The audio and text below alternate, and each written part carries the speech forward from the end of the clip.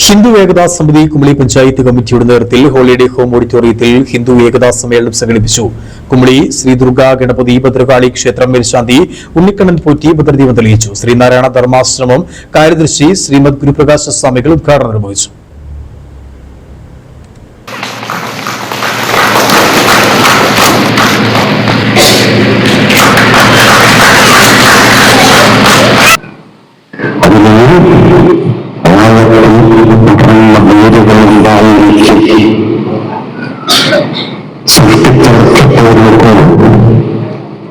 അതിന്റെ പേര് വളരെ ദുർബലമായിരിക്കും.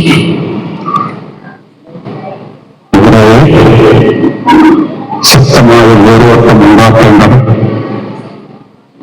ആത്മീയതയിലൂടെയാണ് എന്ന് അന്തരീക്ഷണം വ്യക്തമാണ്.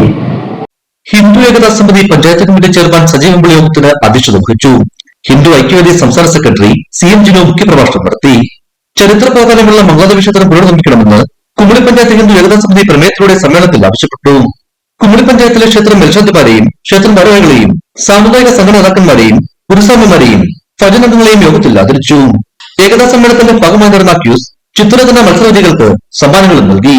ഏകതാ സമിതി കുമളി പഞ്ചായത്ത് കമ്മിറ്റി ഭാരവാഹികളായ ജനറൽ കൺവീനർമാരായ സതീഷ് പിള്ളാട്ട്, PV സന്തോഷ്, കുമളി ശ്രീ ദുർഗാഗണപതി ഭദ്രകാളി ക്ഷേത്രം ആദർശസമിതി സെക്രട്ടറി എന്നിവർ യോഗത്തിൽ സംസാരിച്ചു. സാബു KS, മധു അശോകൻ, ബിജു P മന്നാക്കുടി എന്നിവർ പരിപാടികൾക്ക് നേതൃത്വം നൽകി. ഇടുക്കി വിഷൻ, കുമളി.